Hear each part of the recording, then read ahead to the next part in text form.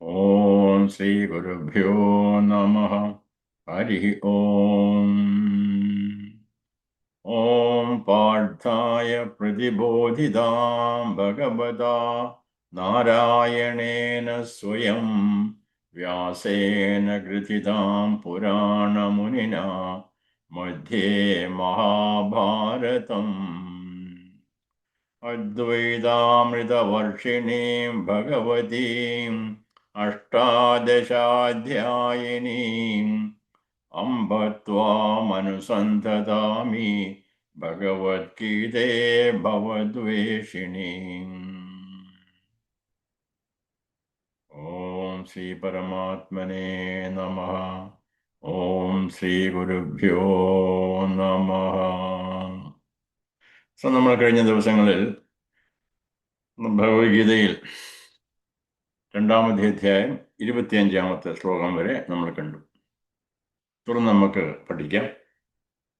ഇതുവരെ ഉണ്ടായ സംഭവങ്ങൾ ഒരു സ്മരണയിലേക്ക് കൊണ്ടുവന്ന ശേഷം മുമ്പോട്ട് പോകാം.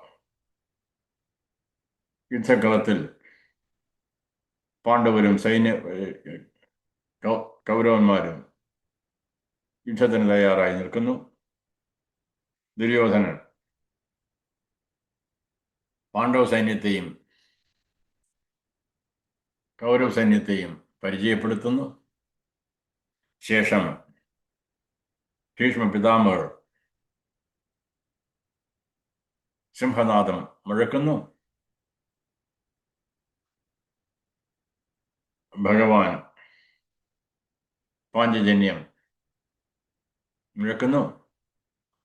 മറ്റ് പാണ്ഡവന്മാരും അവരവരുടേതായ ശംഖുകൾ മുഴക്കുന്നു.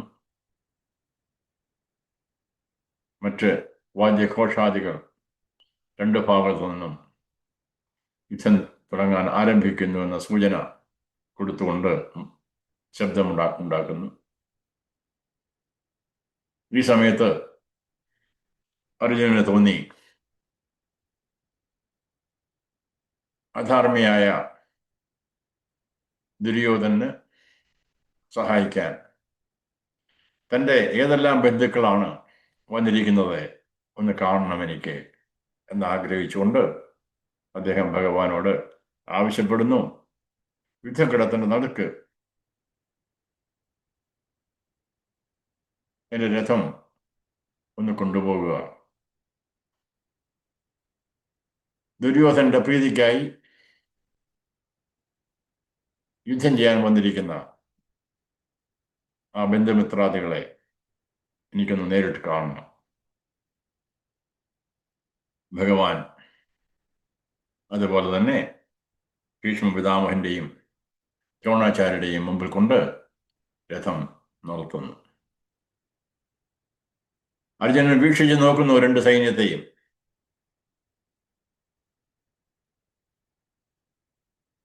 അദ്ദേഹത്തിന്റെ ശരീരം വിറയ്ക്കുന്നു.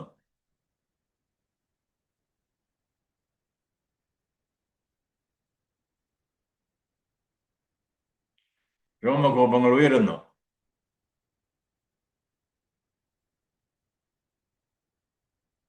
ശബ്ദിക്കാൻ സാധിക്കുന്നില്ല. വളരെ വിഷമിച്ച് പറയാൻ തുടങ്ങി, അല്ലയോ ഭഗവാനെ, ഈ ബന്ധുമിത്രാദികളെല്ലാം വധിക്കാനായി നമ്മളിവിടെ എത്തിയിരിക്കുന്നത് എന്തൊരു അധർമ്മമാണ്. യുദ്ധം ചെയ്ത ശേഷം ഇവരുടെ സന്തോഷം ഉണ്ടാകണം. ഇവരെ സന്തോഷിപ്പിക്കാൻ വേണ്ടിയാണ് യുദ്ധം ചെയ്യേണ്ടത്. ആരുടെ ആനന്ദത്തിന് വേണ്ടി, ആരുടെ സന്തോഷത്തിന് വേണ്ടി ഞാൻ യുദ്ധം ചെയ്യാൻ പോകുന്നു, അവരോട് ഞാൻ യുദ്ധം ചെയ്യേണ്ടതായിരിക്കുന്നു. അത് സാധിക്കുന്നതല്ല എനിക്ക്. ഇത് വലിയ അധർമ്മമാണ് നമ്മൾ ചെയ്യുന്നത്. കുറെ കൂടെ മുമ്പോട്ട് പോകുമ്പോൾ അർജുനൻ തൻ്റെ ശരിയായ രോഗത്തെ കൂടുതൽ വ്യക്തമാക്കി പറയുന്നു. അല്ല, എല്ലാം മാറ്റിവെക്കാം. പക്ഷേ ഞാൻ എങ്ങനെ എൻ്റെ ഗുരുനാഥനോടും എൻ്റെ പിതാമഹനോടും യുദ്ധം ചെയ്യും?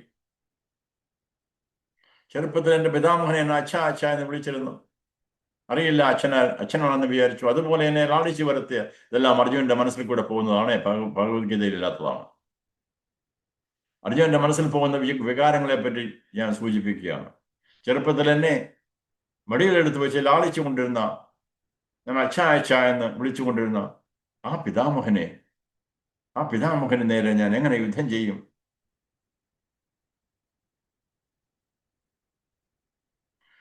സ്വന്തം മകനായ അശ്വത്ഥാമാവിന്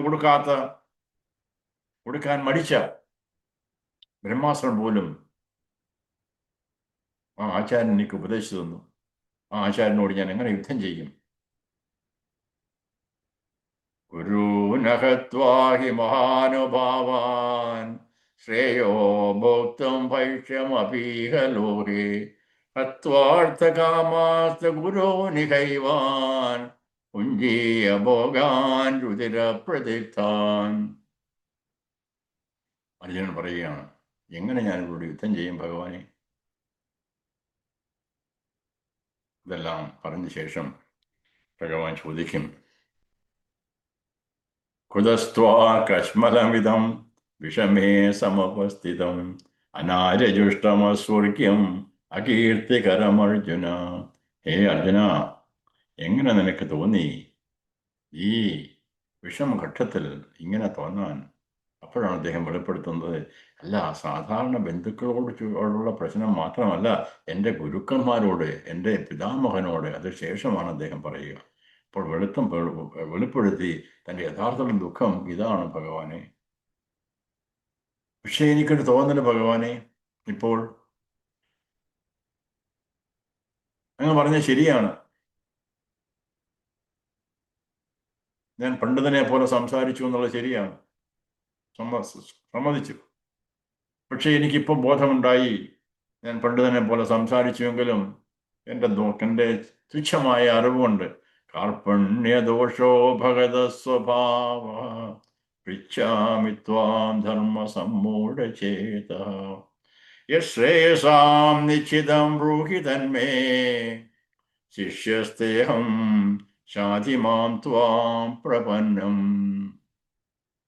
അതുകൊണ്ട് ഭഗവാനെ, ഞാൻ ധർമ്മസമ്മൂഢചേതസ്സിലാണിപ്പോൾ. ധർമ്മം എന്താണ്, അധർമ്മം എന്താണെന്ന് ബോധിക്കാൻ സാധിക്കുന്നില്ല, ഓർക്കാൻ സാധിക്കുന്നില്ല എനിക്ക്.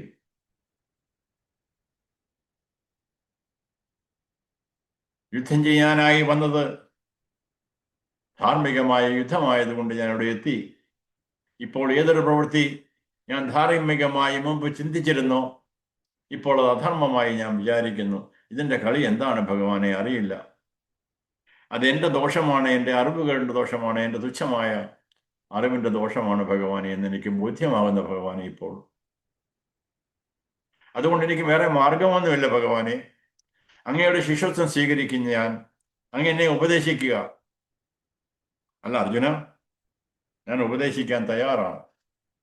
പക്ഷേ നമ്മുടെ ശാസ്ത്രത്തിൽ ഉപദേശം കൊടുക്കുന്നത് ശിഷ്യന് കൊടുക്കുമ്പോൾ ശിഷ്യൻ ചോദിച്ചിരിക്കണം എന്താണ് ശിഷ്യന് വേണ്ടതെന്ന്. ശിഷ്യൻ ചോദിക്കുന്നതിനനുസരിച്ചാണ് ഉത്തരം കൊടുക്കുക. ബ്രഹ്മാവ് പോലും വിരോചനും ദേവേന്ദ്രനും കൊടുത്ത ഉത്തരം അവരാദ്യം മനസ്സിലാക്കി പോലും ശരീരമാണ് ഞാനെന്ന് മനസ്സിലാക്കി പോലും ബ്രഹ്മാവ് സമ്മതിച്ചു, വിട്ടു മക്കളെ നിങ്ങൾ പൊക്കോ, ശരിയാണ് നിങ്ങൾ പറഞ്ഞത്. പക്ഷേ വിരോചനെ സ്വീകരിച്ചുവെങ്കിലും ദേവേന്ദ്രനെ സ്വീകരിച്ചില്ല. പോയി കുറച്ച് കഴിഞ്ഞ ശേഷം വീണ്ടും വന്ന് ചോദിച്ചു, പിതാമഹ, എന്താണ് ഇതിൻ്റെ അർത്ഥം? എനിക്ക് മനസ്സിലാകുന്നില്ല. ഈ ശരീരമാണെന്ന് ചിന്തിക്കാൻ സാധിക്കുന്നില്ല. ശരീരമില്ലാത്തപ്പോഴും മറ്റെന്തൊക്കെയോ ഉണ്ടല്ലോ. അപ്പൊ എന്താണ് യഥാർത്ഥത്തിൽ ആത്മാവ്? ഞാൻ യഥാർത്ഥത്തിൽ ആരാണ്? നീ കുറെ കൂടി പഠിക്കുക, ഇവിടുന്ന് ഗുരുകുലത്തെ പഠിച്ച ശേഷം സ്വയം മനസ്സിലാക്കുക. വേണ്ട ഉപദേശങ്ങളും നിർദ്ദേശങ്ങളും കൊടുത്തു. അവസാനം ദേവേന്ദ്രൻ മനസ്സിലായി.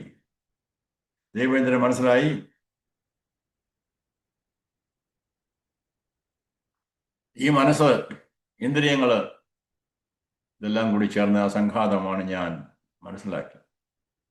ശരീരത്തിനുപരി മറ്റൊരു സൂക്ഷ്മ ശരീരമുണ്ട്, സ്ഥൂല ശരീരത്തിനുപരി. അതാണ് യഥാർത്ഥത്തിൽ ഞാൻ എന്ന് മനസ്സിലാക്കി പോയി പോലും അനുഗ്രഹിച്ചു വിട്ടു. പക്ഷേ ദേവേന്ദ്രൻ അതുകൊണ്ട് മതിയായില്ല പോലും, വീണ്ടും തിരിച്ചു വന്നു. അങ്ങനെ വീണ്ടും തിരിച്ചു വന്ന് അദ്ദേഹത്തെ പഠിപ്പിച്ചു, പറഞ്ഞു കൊടുത്തു, പഠിപ്പിച്ചു. അവസാനം ദേവേന്ദ്രൻ മനസ്സിലായി, ഈ ശരീരത്തിനും മനസ്സിനും ഉപരി ഈ ശരീരവും മനസ്സും നശ്വരമായത് മാത്രമാണ്, അനശ്വരമായ ഒരു സത്യം ഇവിടെ ഉണ്ട്. ആ സത്യത്തിന്റെ യഥാർത്ഥത്തിൽ അത് തന്നെയാണ് ഞാൻ. ആ ഞാൻ സത്യചിത്ത് ആനന്ദ സ്വരൂപനാണ്, നിത്യമാണ്, ശാശ്വതമാണ്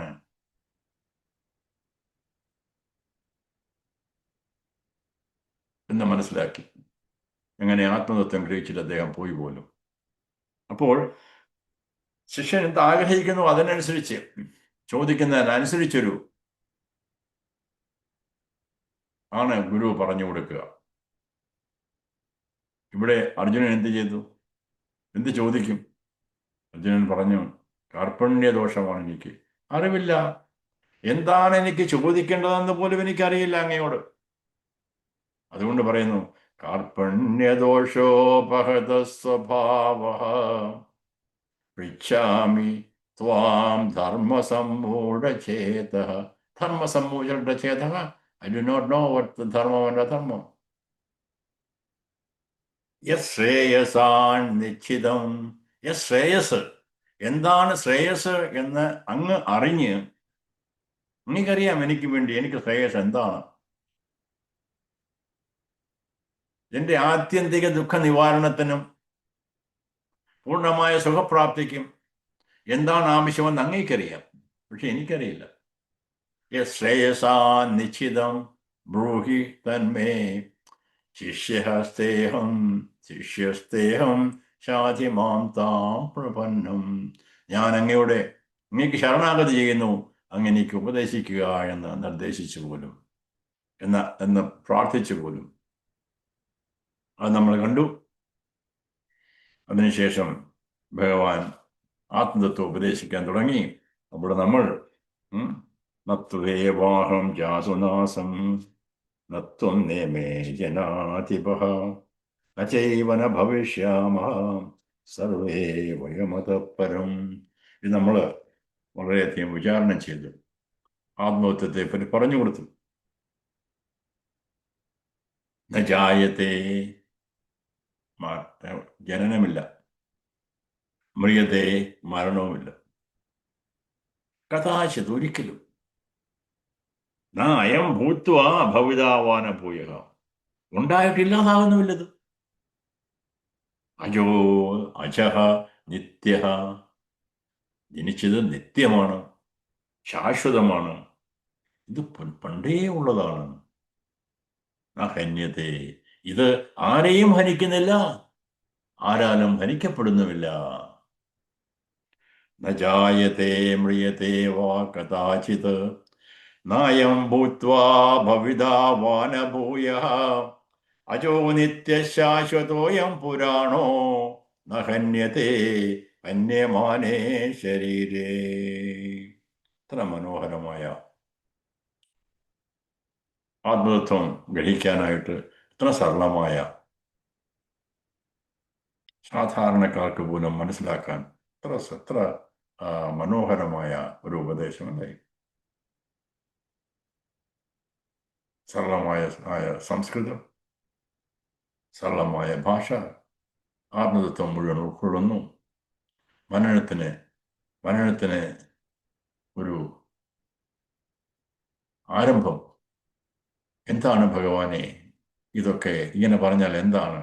ന ജായത്തെ മൃഗത്തെ, എന്താണ് യഥാർത്ഥത്തിൽ മുന്നോട്ട് അന്വേഷിക്കാനുള്ള ഒരു ജിജ്ഞാസ ഉണ്ടാക്കിത്തരാനായിട്ട് ഉള്ളൊരു മാർഗം. ഇത്ര മനോഹരമായിരിക്കുന്നത്.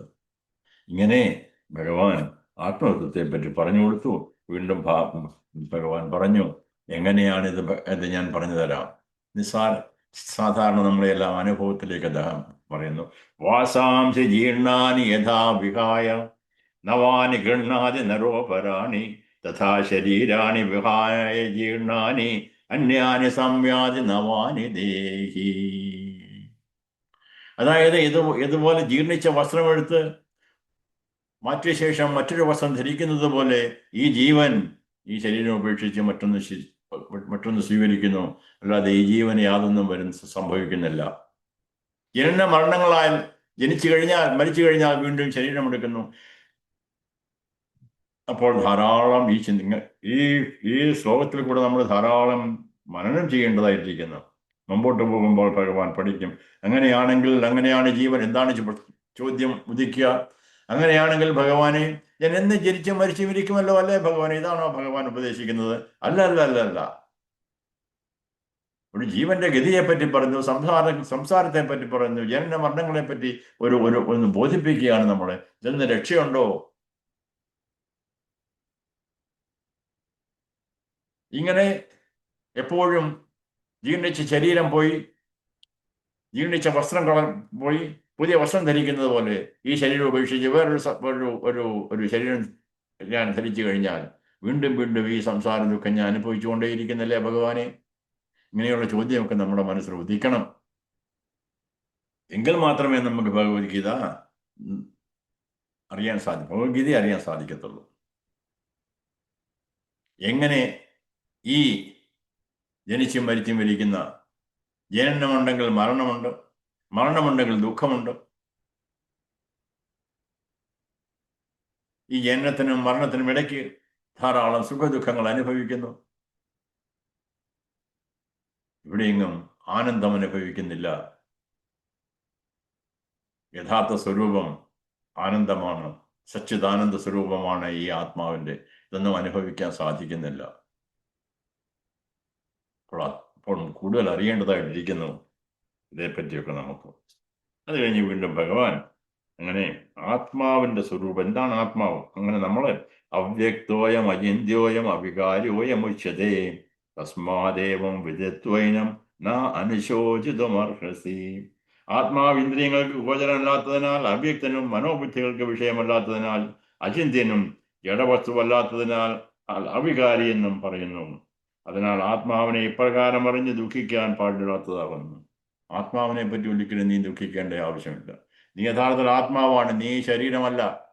നിന്റെ ഈ ബന്ധുക്കളാരും ശരീരമല്ല. അവരെ ആരും നശിപ്പിക്കാൻ നിനക്ക് സാധിക്കത്തില്ല.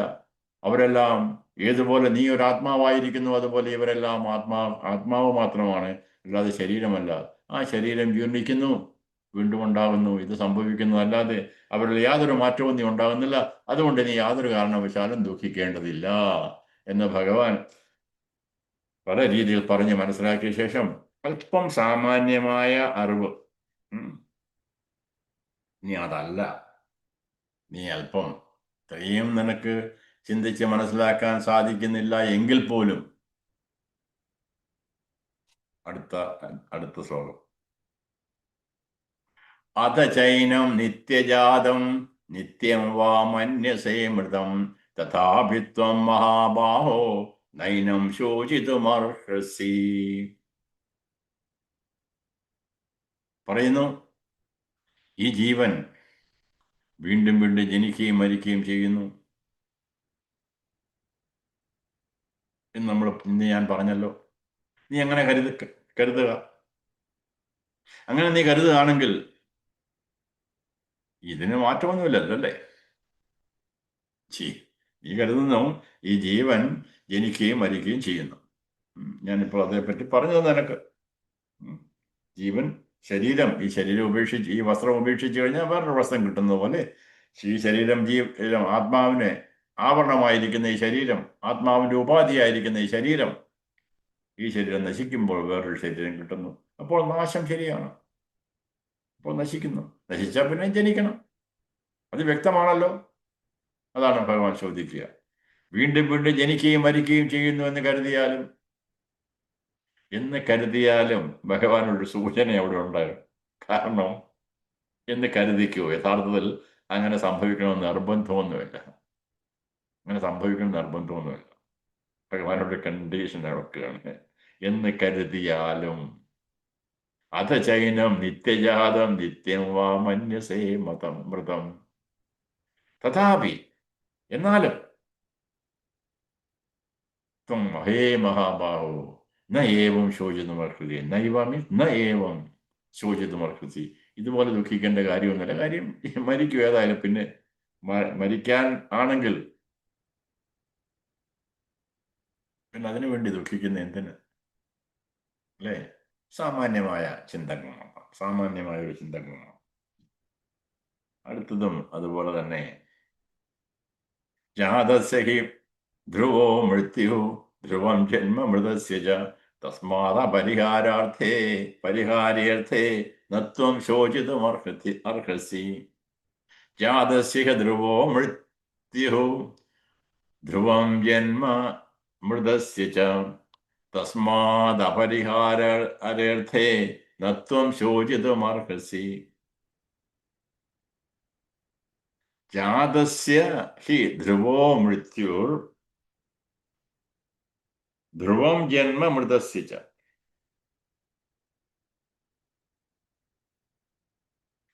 തസ്മാത് അപരിഹാരേർത്ഥേ ന ത്വം ശോചിതുമർഹസി. ജനിച്ചവന് മരണം ഉറപ്പാണ്, നമ്മൾ കണ്ടിട്ടുണ്ട്. പിന്നെ മരിച്ചവന് ജന്മം ഉറപ്പാണ്. ഒഴിവാക്കാതിരിക്കാൻ ഇരിക്കുന്നതാണെങ്കിൽ, ഒഴിവാക്കാൻ സാധിക്കുന്നില്ലെങ്കിൽ, മരണത്തെ ഒഴിവാക്കാൻ സാധിക്കുന്നില്ലെങ്കിൽ ജനിക്കുന്നവർ മരിക്കുമല്ലോ ഏതായാലും. അതുകൊണ്ട് നീ അങ്ങനെ ചിന്തിച്ചാലും നീ ദുഃഖിക്കേണ്ട കാര്യമില്ല. ഒരു സാമാന്യ വാക്കെന്ന് ചിന്തിക്കുക. മുമ്പോട്ട് പോകുമ്പോൾ ഭഗവാൻ നമുക്ക് പറഞ്ഞു തരും എന്തുകൊണ്ടാണെന്ന് ചോദിച്ചു കഴിഞ്ഞാൽ, ഇവിടെ ഒരു ഒരു ഒരു അല്പം രഹസ്യം അടങ്ങിയിരിക്കുന്നു. ജനിച്ചവന് മരണം ഉറപ്പാണ്, മരിച്ചവന് ജനനം ഉറപ്പാണ്. ഒഴിവാക്കാതിരിക്കുന്നതാണെങ്കിൽ, അങ്ങനെ നീ ചിന്തിക്കുന്നുണ്ട് എന്നർത്ഥം. എന്തെങ്കിൽ നിനക്ക് അതിനെപ്പറ്റി ദുഃഖിക്കേണ്ട കാര്യമില്ല. എന്നാ സംഭവം എന്താണ്? ഭഗവാൻ ഇച്ചിരൊന്ന് മറച്ചു വെച്ചു എന്നാണ് അർത്ഥം ഇവിടെ. കാര്യം അർജുന ഇപ്പൊ പറഞ്ഞു കൊടുക്കാൻ പറ്റുന്ന ഒന്നല്ലാത്തതുകൊണ്ട്. യഥാർത്ഥത്തിൽ ജനിച്ചവന് മരണം ഉറപ്പാണ്, സംശയമൊന്നുമില്ല. മരിച്ചവന് ജന്മം ഉറപ്പാണ്, സംശയമൊന്നുമില്ല. ആർക്ക്? അജ്ഞാനിക്ക്. അജ്ഞാനിയായ ഒരു ജീവന് മരണം ഉറപ്പാണ്. അജ്ഞാനിയായ ഒരു ജീവൻ മരിച്ചാൽ ജനനം ഉറപ്പാണ്. ആ അജ്ഞാനിയായ ഒരു ജീവൻ എന്ന് ഭഗവാൻ അവിടെ യോജിപ്പിച്ചില്ല. അവിടെ ഭഗവാൻ കാര്യം കുറച്ചുകൂടെ മുമ്പോട്ട് പോയ ശേഷമേ അത് നമുക്ക് ഭഗവാൻ പറഞ്ഞു തരുള്ളൂ എന്നർത്ഥം. ഇപ്പോൾ അതൊക്കെ പറഞ്ഞു കഴിഞ്ഞാൽ മനസ്സിലാകത്തില്ല അതിന്. അതുകൊണ്ട് ഏതായാലും നമുക്ക് അല്പം കൂടെ ഒരർത്ഥം കൊടുത്ത് നമുക്ക് മനസ്സിലാക്കാൻ ശ്രമിക്കാം. ജനിച്ചവന് മരണം ഉറപ്പാണ്, മരിച്ചവന് ജനനം ഉറപ്പാണ്. നമുക്ക് അല്പം കൂടെ ഒന്ന് ചേർത്ത് നമുക്ക് മനസ്സിലാക്കാം. മുമ്പോട്ട് പോകുമ്പോൾ ഭഗവാൻ പറഞ്ഞിരുന്നതാണല്ലോ ഏതായാലും, അല്ലേ? അല്ലെങ്കിൽ വേദത്തിൽ കൂടെ മനസ്സിലാക്കേണ്ടത് ഈ ജനന മരണങ്ങൾ രക്ഷപ്പെടാനുള്ള മാർഗമാണല്ലോ. ജനിക്കാനും മരിക്കാതെ ഇരിക്കാനുള്ള മാർഗമാണല്ലോ യഥാർത്ഥത്തിൽ വേദാന്തം, അല്ലേ? അപ്പോൾ നമുക്കൊന്ന് ചേർത്ത് പഠിക്കാൻ ശ്രമിക്കാം. അജ്ഞാനിയായ ഒരുവൻ ജനിച്ചാൽ, അല്ലെങ്കിൽ ജനിച്ച ശേഷം അവൻ അജ്ഞാനിയായി മരിക്കുകയാണെങ്കിൽ അവൻ വീണ്ടും ജനിക്കും. എങ്കിലും അജ്ഞാനിയായി ജനിച്ചാലെന്ന് പറഞ്ഞ തെറ്റാ. കാര്യം അജ്ഞാനിയായതുകൊണ്ടാണല്ലോ ജന്മം ഉണ്ടായത്. അതുകൊണ്ട് ജനനം തന്നെ അജ്ഞാനമാണ് കാരണം, ജ്ഞാനമല്ല കാരണം. Generally speaking, not all cases, generally speaking, അജ്ഞാന കാരണമാണ് ജന്മം ഉണ്ടാകുക.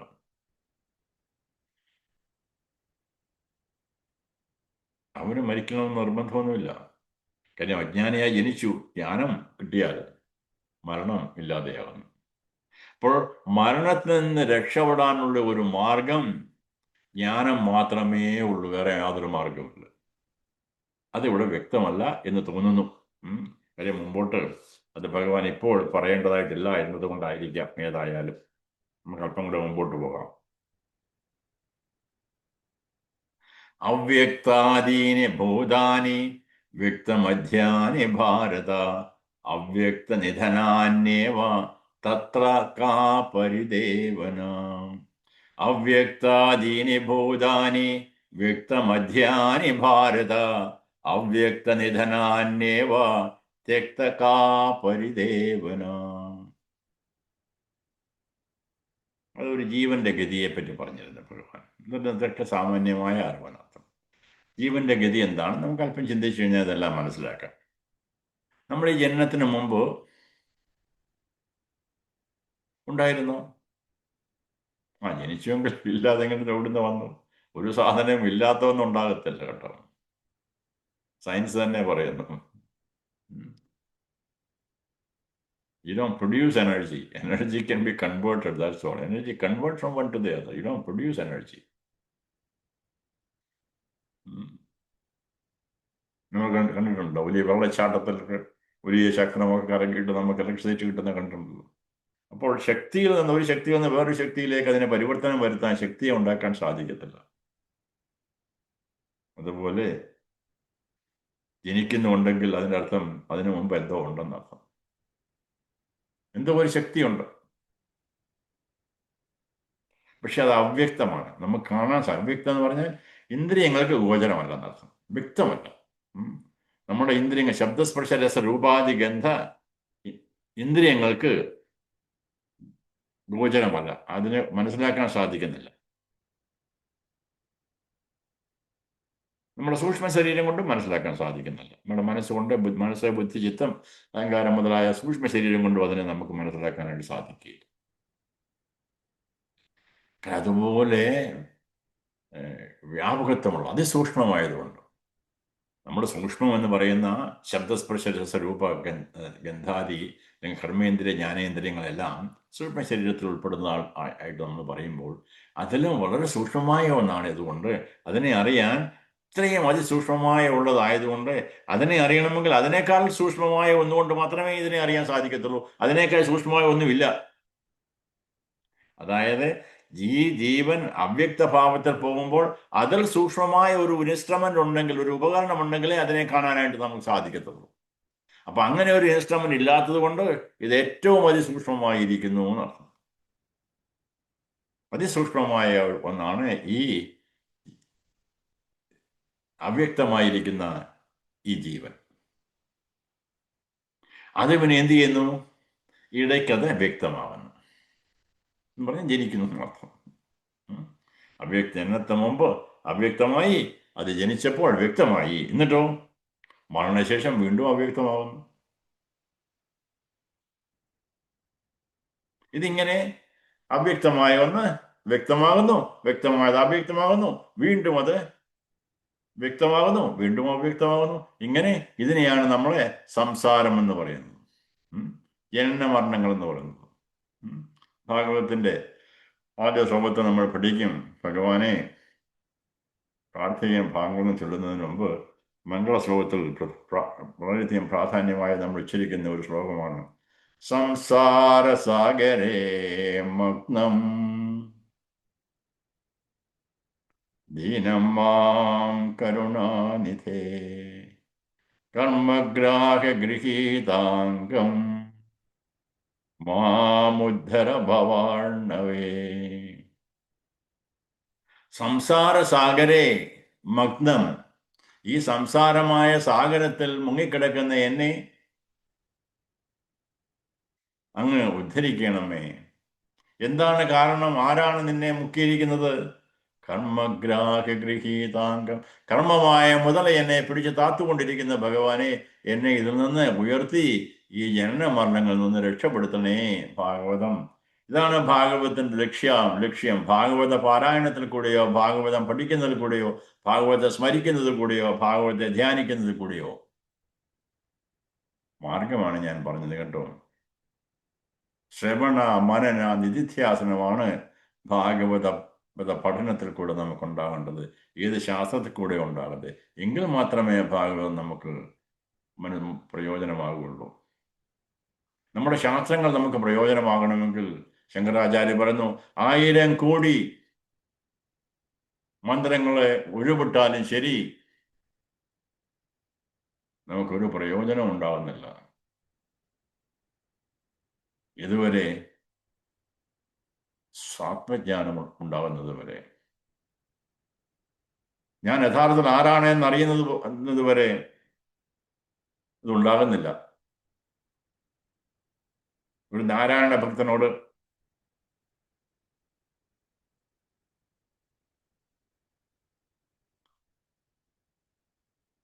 ഉപദേശിച്ചു പോലും നാരായണനെ അറിഞ്ഞിട്ട് വാ, രമണ മഹർഷിയോട് ചോദിക്കുകയാണ്. നാരായണ ഭക്തൻ ചോദിക്കുന്നു, ഭഗവാനെ, രമണ മഹർഷിയെ ഭഗവാനെ എന്ന അഡ്രസ്സ് ചെയ്യുക. അങ്ങനെയായിരുന്നു അഡ്രസ്സ് ചെയ്തുകൊണ്ടിരുന്നത്. അദ്ദേഹം ബ്രഹ്മനിഷ്ഠ ഉള്ള ഒരു സാക്ഷാൽ പരമാത്മാ സ്വരൂപം തന്നെ ആയിട്ട് അംഗീകരിച്ച് ലോകം അംഗീകരിച്ച ഒന്നാണ്. അദ്ദേഹത്തോട് നാരായണ ഭക്തൻ ചെന്ന് ചോദിച്ചു പോലും,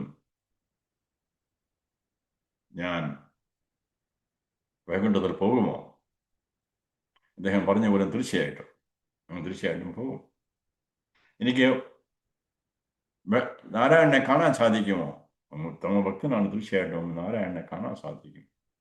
പിന്നെ അടുത്ത ചോദ്യം, നാരായണൻ എന്നെ കാണുമോ? ധാരാളം ഭക്തന്മാരുണ്ടല്ലോ അവിടെ, അത് നാരായണൻ എന്നെ കാണാൻ സാധിക്കുമോ?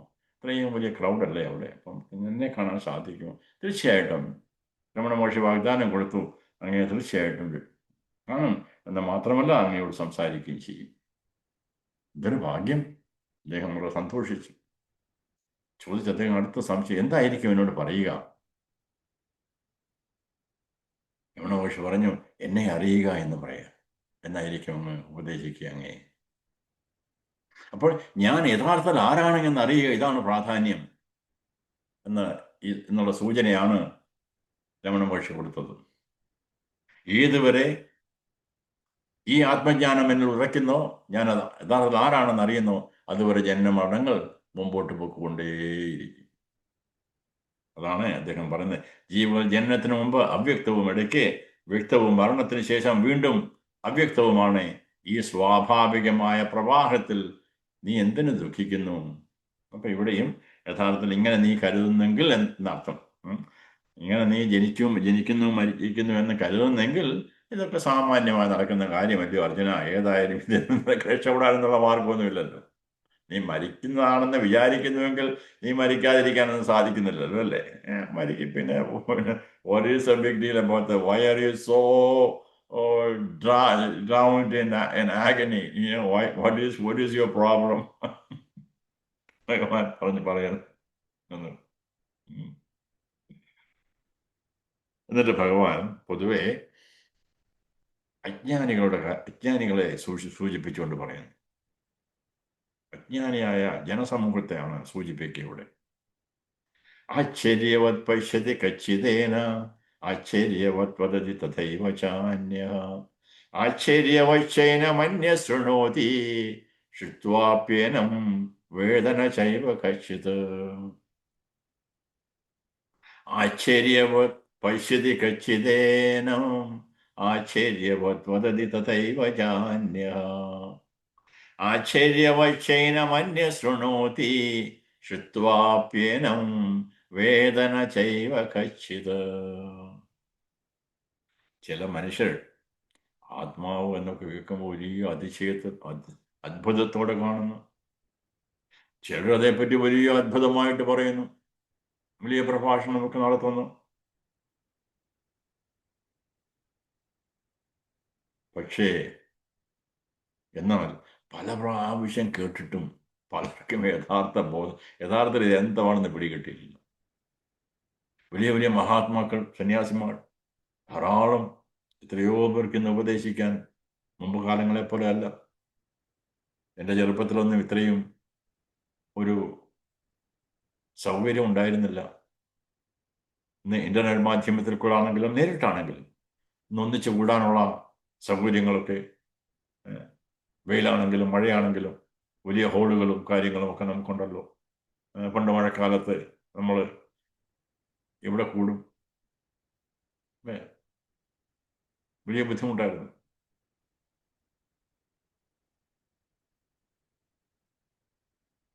എന്നാൽ ഇന്ന് ധാരാളം മഹാത്മാക്കൾ ആത്മതത്വം നമുക്ക് പറഞ്ഞു തരാനായിട്ട് മുമ്പോട്ട് വരുന്നു. ആയിരക്കണക്കിന് ആൾക്കാർ അവിടെ കൂടുകയും ചെയ്യുന്നു. പക്ഷെ ഭഗവാൻ പറയുന്നു, എത്ര കേട്ടാലും ഉണ്ടല്ലോ ചിലപ്പോൾ അവർക്ക് കേൾക്കുന്നവർക്ക് മനസ്സിലാകണ്ടായി.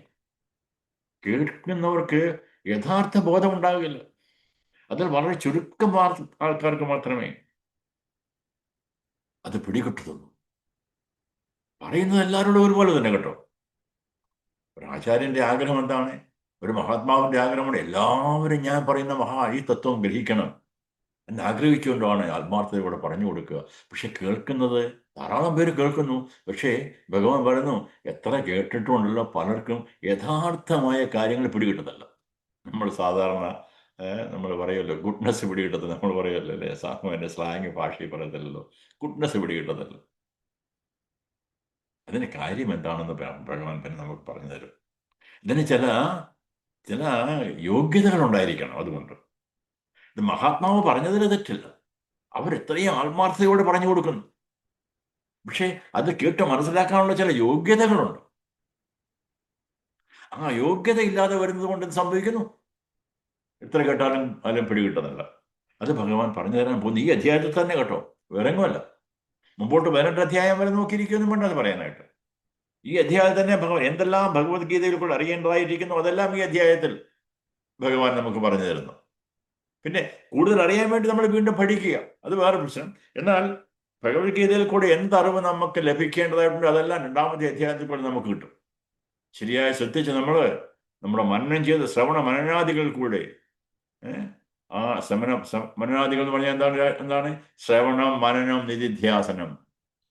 കേൾക്കുക, ശ്രദ്ധയോടെ ചിന്തിക്കുക, ചർച്ച ചെയ്യുക, മറ്റു സാധകരുമായിട്ട് മറ്റു ഭക്തന്മാരുമായിട്ട് അതേപറ്റി ചർച്ച ചെയ്യുക, താൻ അറിഞ്ഞത് പറഞ്ഞു കൊടുക്കുക, അവർ അറിഞ്ഞത് അത് കേൾക്കുക, അങ്ങനെ അങ്ങോട്ടും ഇങ്ങോട്ടും ചർച്ച ചെയ്യുക.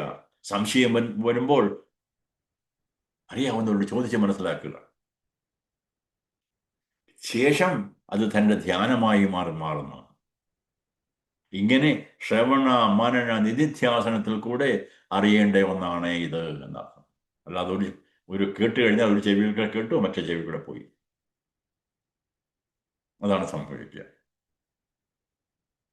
അതുകൊണ്ടാണ് ഭഗവാൻ പറയുന്നത്, ആശ്ചര്യവത് പശ്യതി കച്ചിദേനം ആശ്ചര്യവത് വദതി തഥൈവ ചാന്യഃ ആശ്ചര്യവശൈനമന്യ ശൃണോതി ശ്രുത്വാപ്യേനം വേദന ചൈവ കച്ചിത്.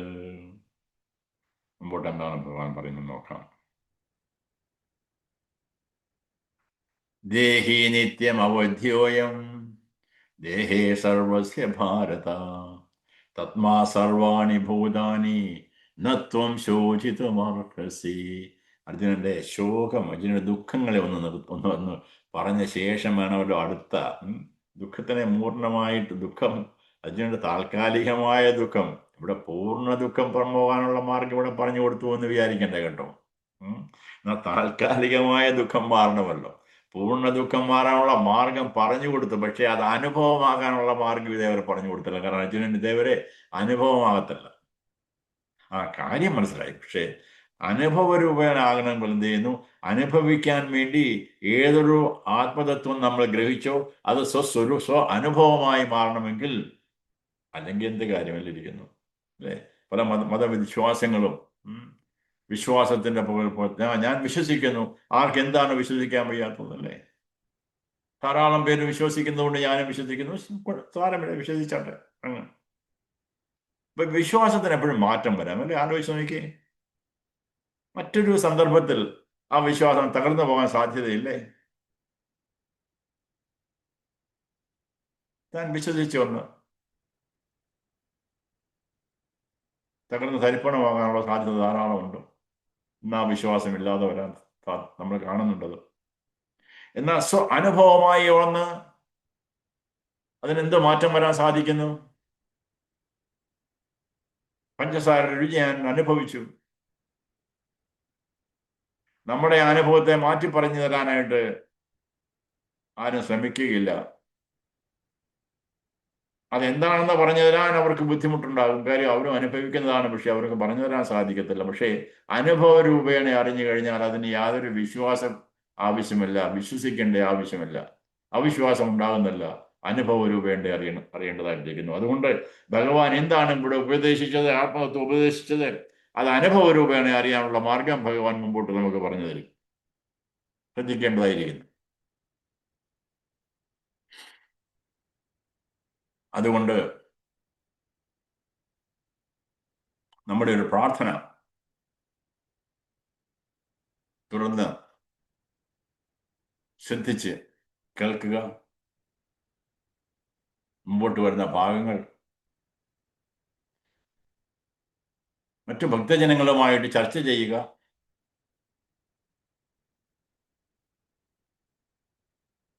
സംശയ നിവാരണം ചെയ്യുക.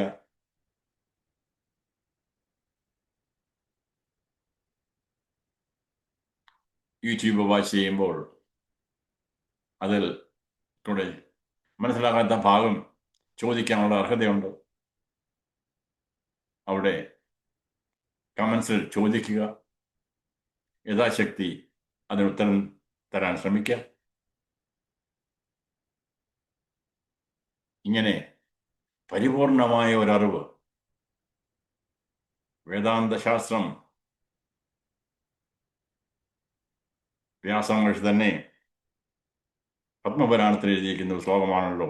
സർവോപനിഷദോ ഗാവോ ദോഗ്ധ ഗോപാലനന്ദന പാർത്ഥോ വത്സ സുധിർ ഭോക്ത ദുഗ്ധം ഗീതാമൃതം മഹത്.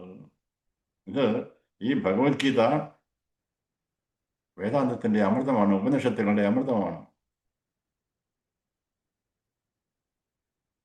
അതുകൊണ്ട് ഇതിൽ കൂടി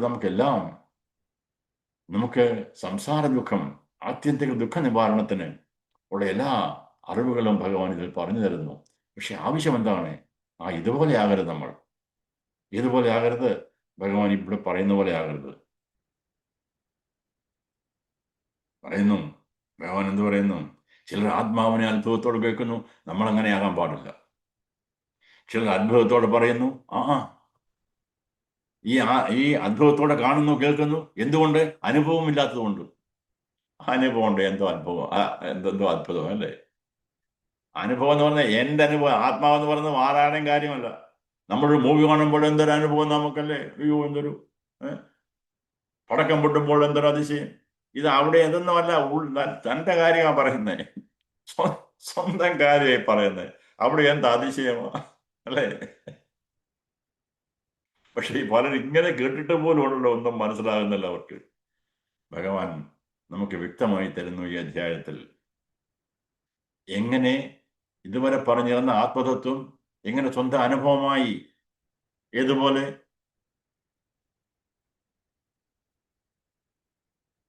നമ്മൾ ഉപ്പും പഞ്ചസാരയും രുചിക്കുമ്പോൾ ഇതുപോലെ നമുക്കൊരു അനുഭവം ഉണ്ടാകുന്നു, അതുപോലെ അനുഭവം ആകാനുള്ള മാർഗം. അതുകൊണ്ട് ശ്രദ്ധിച്ച് വീണ്ടും വീണ്ടും കേൾക്കാൻ മടിക്കണ്ട, കമൻസ് എഴുതാൻ മടിക്കണ്ട. നിങ്ങൾക്ക് ഇഷ്ടപ്പെട്ടുവെങ്കിൽ സബ്സ്ക്രൈബ് ചെയ്യുക. അതുപോലെ അതിനകത്ത് അവിടെ ഒരു ലൈക്ക് എന്നും ഒരു ബട്ടണുണ്ട്, അതിൻ്റെ താഴെ എല്ലാവർക്കും അറിയാവുന്നതാണ്. ദയവ് ചെയ്ത് അത് ക്ലിക്ക് ചെയ്യാനായിട്ട് മടിക്കണ്ട. കാരണം അത് ചെയ്യുമ്പോൾ സംഭവിക്കുന്നു, കൂടുതൽ ലൈക്സും ഇതൊക്കെ ടെക്നിക്കൽ കാര്യമല്ല, നമുക്കറിയാൻ പറ്റുന്നതിൻ്റെയൊക്കെ രഹസ്യം എന്താണെന്ന്. ഏതായാലും യൂട്യൂബ് തന്നെ നമുക്ക് കൂടുതൽ സഹായിക്കും നമ്മൾ ഇങ്ങനെയുള്ള കാര്യങ്ങൾ ചെയ്യാനായിട്ട്. അല്ലെങ്കിൽ അവർ പല ലിമിറ്റേഷനും കാര്യങ്ങളൊക്കെ ഉണ്ടാവും. അതുപോലെ ഒരു മോട്ടിവേഷനും എനിക്കാകും. ആൾക്കാർ ശ്രദ്ധിക്കുന്നുണ്ടല്ലോ, അത് ഒരു സന്തോഷമല്ലേ? ഒരു ആൾക്കാർ കേൾക്കുന്നുണ്ടല്ലോ. അല്ലെങ്കിൽ ഒരു പ്രഭാഷണത്തിൻ്റെ ഒരു ആചാര്യൻ്റെ ലക്ഷ്യം എന്താണ്? താൻ പറഞ്ഞു കൊടുക്കുന്നത് കേട്ടില്ല, മനസ്സിലായില്ല, മനസ്സിലാകുമ്പോൾ എന്തൊരു ആനന്ദമാണല്ലേ? നമ്മളൊന്ന് ആർക്കെങ്കിലും ഒന്ന് പറഞ്ഞു കൊടുക്കുമ്പോൾ അവരത് ഗ്രഹിച്ചുവെങ്കിൽ ആ ഉള്ളൊരു കുളിർമ, ഇത്രയേ ഉള്ളൂ. അതിനപ്പുറമൊന്നുമില്ല. അത് അഹങ്കാരമായി ചിന്തിക്കേണ്ട ആവശ്യമുണ്ട്. അങ്ങനെ യാതൊരു അഹങ്കാരവുമില്ല. എത്രയോ മഹാത്മാക്കൾ ഭഗവത്ഗീതയെ പറ്റി പ്രഭാഷണം ചെയ്തിരിക്കുന്നു. തുടർച്ചയായി കേൾക്കാൻ ഞാൻ ആഗ്രഹിക്കുകയും ചെയ്യുന്നു. എന്നെക്കാൾ എത്രയോ ഭംഗിയായിട്ട് പറയാനുള്ള ധാരാളം ആൾക്കാരുണ്ടല്ലോ, കേട്ടുകൊണ്ടേയിരിക്കുന്നല്ലോ നമ്മൾ. അതുകൊണ്ട് അങ്ങനെ അഹങ്കാരമൊന്നും വിചാരിക്കരുത്. അവരുടെ പാതയിൽ തന്നെ കൂടെ അവർ കാണിച്ചു തന്ന മാർഗത്തിൽ കൂടെ തന്നെയാണ് രാജു പോകാൻ ആഗ്രഹിക്കുന്നത്. ശ്രദ്ധിച്ച് കേൾക്കുക, വീണ്ടും വീണ്ടും കേൾക്കുക, ആത്മതത്വം ഗ്രഹിക്കുക. ഇതൊരു മഹാഭാഗ്യമാണ്.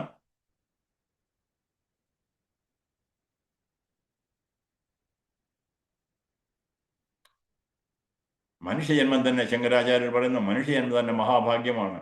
എന്നാൽ അനാത്മ വിവേചനം ചെയ്യുക സാധാരണ ഒരു ഭാഗ്യമല്ല, വളരെ വളരെ ന്യൂനമാണ്. ഭഗവാൻ തന്നെ മുമ്പോട്ട് പോകുമ്പോൾ നമ്മളെ പഠിപ്പിക്കും, വളരെ ന്യൂനമാണിത്. അപ്പോഴിത് കേൾക്കുന്നവർക്ക് അതുപോലെ ഒരു മഹാഭാഗ്യം കിട്ടതായിട്ട് മനസ്സിലാകുക.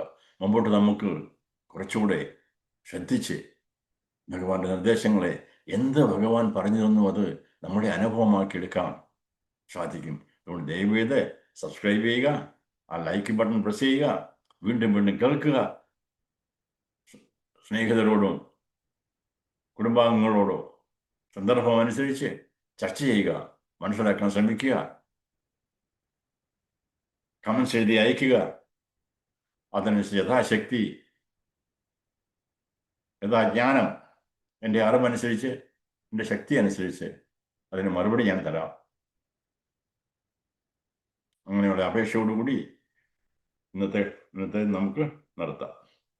ഓം സർവേ ഭവന്തു സുഖിനഃ, സർവേ സന്തു നിരാമയാഃ, സർവേ ഭദ്രാണി പശ്യന്തു, മാ കശ്ചിത് ദുഃഖഭാഗ് ഭവേത്.